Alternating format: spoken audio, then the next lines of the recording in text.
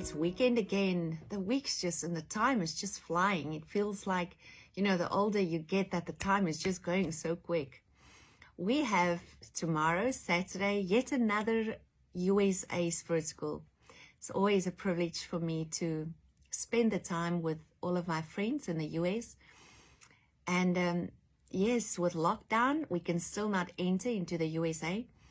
But God provided with the Zoom that we can see each other like this. And I really, really enjoy the time with all of you. So there will be a connecting place that you can just watch on the video. And you can contact my office for those who did not register yet to receive your link. The Word of God speaks in Matthew 7, verse 3. And why do you see the speck that is in your brother's eye, but do not consider the plank that is in your own eye? Or how will you say to your brother, let me pull out the speck out of your eye, but when the log is still in your own eye? You hypocrite! First take the plank out of your own eye, and then you will see clearly to take the speck out of your brother's eye. These specks and these locks are like spiritual veils. And normally it distorts our view, not only of ourselves, but also our view of Christ. So it talks here and it says, how long will you ignore the lock in your own eyes? So it's actually saying your vision and the spirit are distorted. And for how long are you going to wait until you do something about it? But I see you very busy finding a speck in your brother's eye. Many a time, this is how marriages look like. Another person are angry, and they can only tell me about the lock in their husband's eye or their wife's eye. And this is why it's so important for me, when we talk about marriages, that you will start and sit with the Lord and ask Him, will you show me my own heart? Lord, will you put self on my eyes? I want to come and buy self, that you can show me what's going on in my own heart. It's one of the most beautiful things that happen in man's life when you ask God to search your heart. Like David said to the Lord, will you search my heart, dear God? Jeremiah talks about it, and he says the heart of man is the most deceitful of everything. Who can know what's going on in the heart of the man but God? Now Matthew 7 says this, judge not that you might not be judged. A speck may blur your vision, but a lock can obstruct it. A lock can make that you just judge others and you can't see a thing what's going on in your own heart. There are people with lock vision. And when they look at someone, I can hear they can only finding fault. If it's not a lock, you will tell me, Retah, I struggle with this. Yes, I see my husband struggle with this, but you know what? I struggle with this thing. But if you can't see anything in you, I think there's a lock. I think so. Now, lock vision is like a lock-in syndrome. Everything is about you. This is so beautiful when you come to a place in your life where you find that you have the keys in your hand to bring out the most beautiful out of your spouse. But you also have the keys in your hand to bring out the most ugly out of your spouse. If you start every day with finding one beautiful thing to compliment each other, one thing to thank each other, one thing to deposit in another, one thing to build up one another, you're going to start building your marriage. But oftentimes I just hear how we tear down people. Life outside there is already so hard.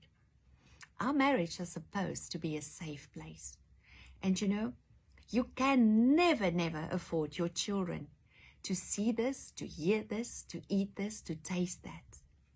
It brings so much security for children to see a mother and a father loving each other, respecting each other, speak to each other in dignity, building each other up, acknowledge each other, thanking each other, praising each other. Whatever I do to you, as unto God. So don't ever let your children witness how you can only look through the speck.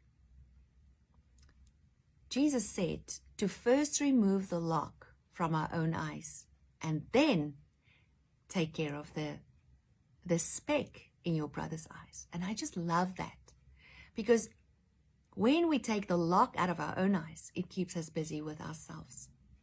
And then we are so thankful for other people that have so much grace on us while we had the log.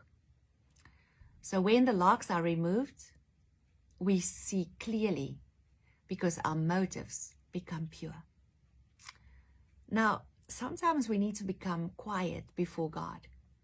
We really need to ask God, show me. Now, the Word of God, for me, is a way God revealed our hearts to us. You can never change yourself. It is by the grace of God. It's His love changing us. It's His mercy changing us. And every time we eat of His mercy and His grace, we have something that we can give someone else. Whenever I enter in God's presence and He gives me that grace, you have new grace, new mercy. When you enter in His presence and He gives you forgiveness, you have forgiveness to give someone else. So when people don't ever have grace for one another, I just wonder, do you really go to Jesus? So ask God, will you reveal the areas in my heart that are hardened? Areas where I can grow? Areas where I can enter into obedience to you? And you know, obedience towards God. The Word speaks about it in John. He says, because you love me, you will obey me. And it's not because God says it's going to be a law now. He says, the amount of love you have for me, the easier it would be just to obey. I can bring it back into marriage. The amount you love your spouse, the easier it will be to see the beautiful things. Even if you take everything in you, find something beautiful in that person. Do you know there's a treasure in every man? Do you know there's a real you? The real you, the beautiful you, the treasure. But we need to find that in each other. And sometimes it's hidden behind hardened hearts. And we need to get in there. Sometimes ask God, how do I enter in there? I can hear many times when I speak to people, I just hear the wall, and the wall just want to do that. But there's a key, and that key's name is love, unconditional love. Look each other in the eyes, then see the log. Then look out for the log. Look out today for the treasure. You know, life is not that long. We don't know how long. None of us know. But while you have breath, celebrate life. I don't know when last did you just put your arms around your husband or your wife. Look them in the eyes and tell them how much you love them. This is what we see when we look into God's eyes. We see His love for us. Let's return that love and let's give what we received from the Father. My dear friend, I bless your marriage today. I bless you and know that God never gives up on your marriage. God never gives up on us. Go and show your children what loves look like. Go and show them what forgiveness looks like. Go and show them what mercy looks like. Sometimes they need to see it in us. So may you have a wonderful weekend, time of rest. And for those in the US, God's will, we see tomorrow.